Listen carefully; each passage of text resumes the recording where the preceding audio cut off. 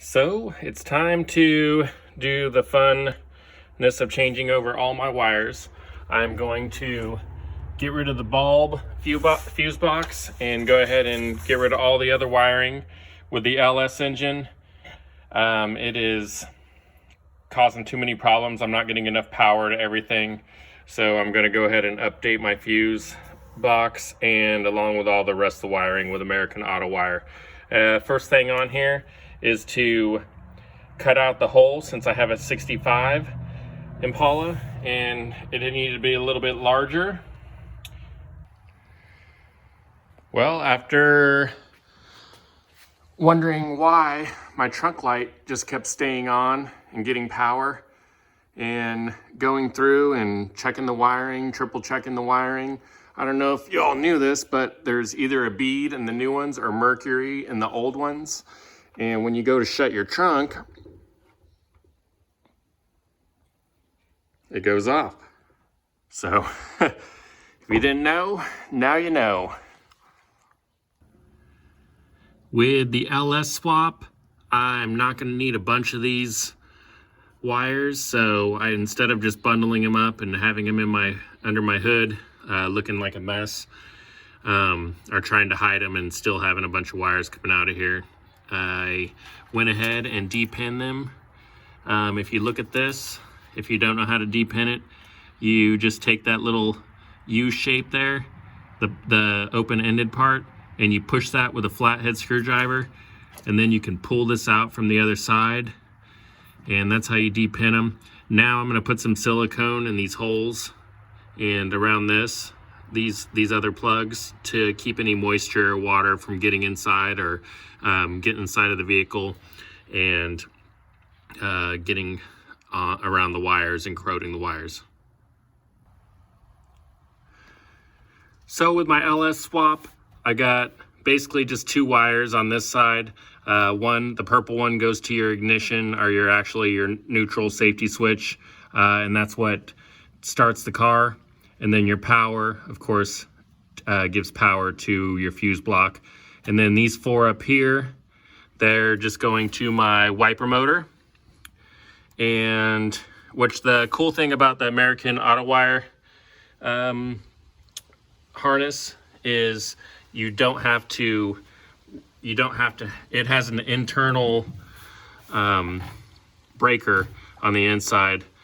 So you don't have to have the breaker anymore like you used to with the old version where you run a wire all the way out here under the hood or underneath the dash. But it's kind of like the one for your flasher. It just plugs right into your fuse block on the other side. And then I went ahead and depinned all these other ones that I wasn't going to use. That way I didn't have a bunch of wires looking all messy, hanging out everywhere. And I had some on this side that I wasn't using. These are all my lights. Basically, I think that's all just the lights. It's the front light harness. And I depinned the ones that I wasn't going to use on that, since a lot of it's like oil sending unit, just all your sensors.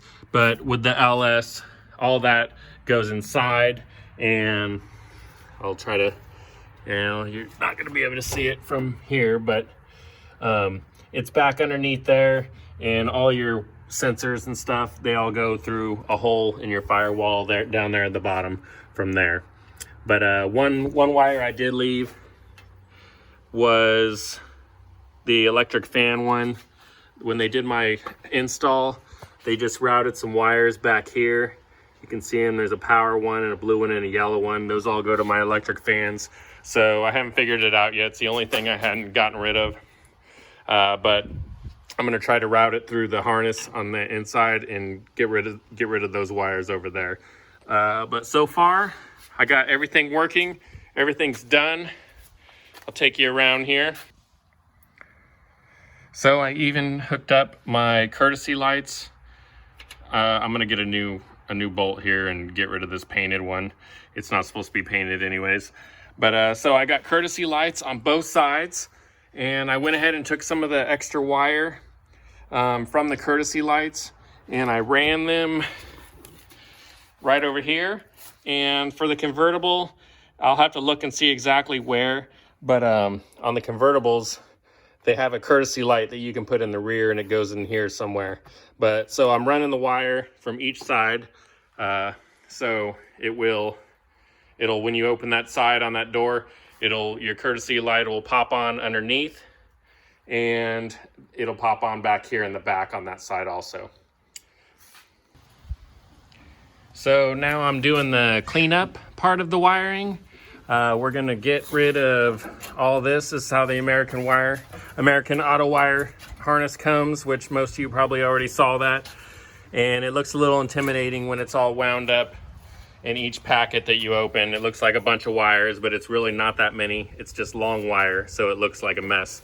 But once you get them strung out and figure out where each one goes, it's not that hard.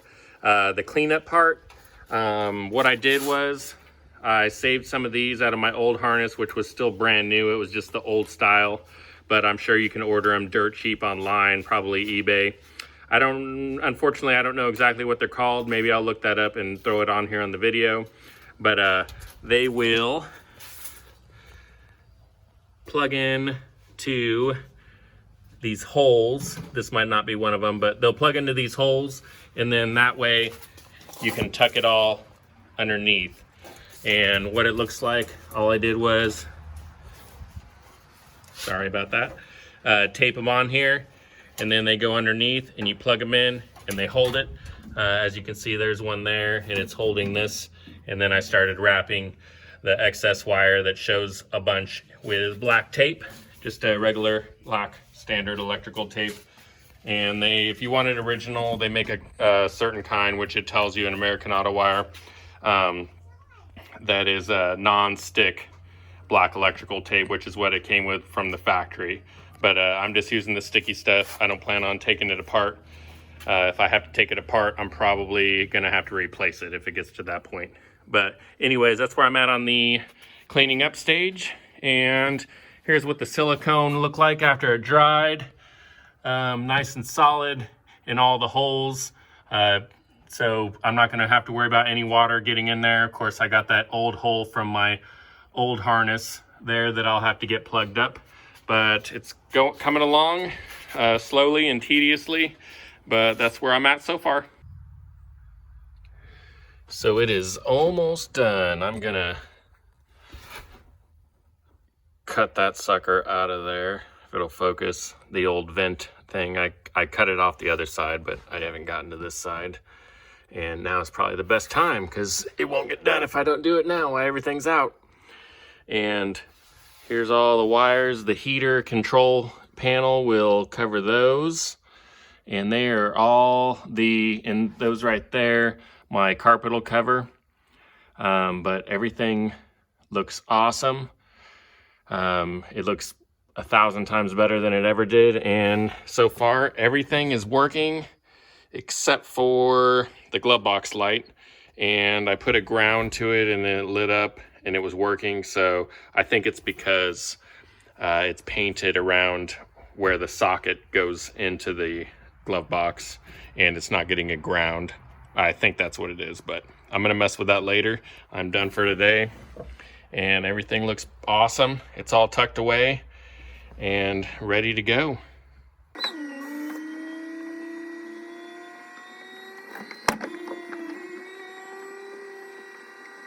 Here's the courtesy lights.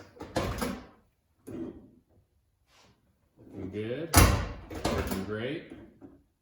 And like I said I was gonna do, I got the rear wires tucked away, taped up so it doesn't short out on anything for when I go to put the courtesy lights up here. I'm not sure exactly where they go yet, but when they do, I'll update you.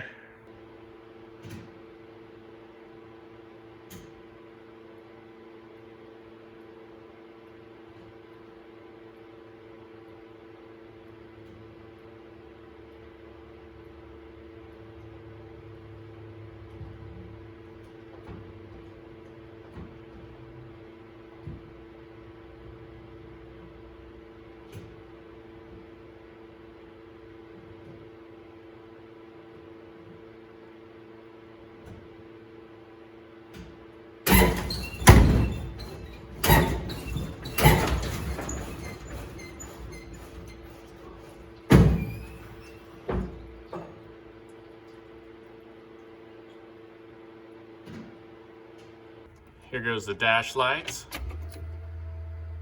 If you listen there, you can hear the fuel pump kick on.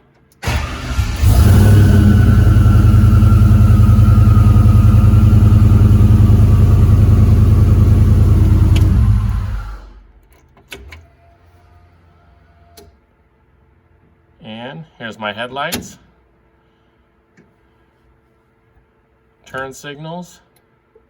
Got the indicator on the dash like it should be. Both sides working. And here's the brights, showing that my brights are on. That works, wired up.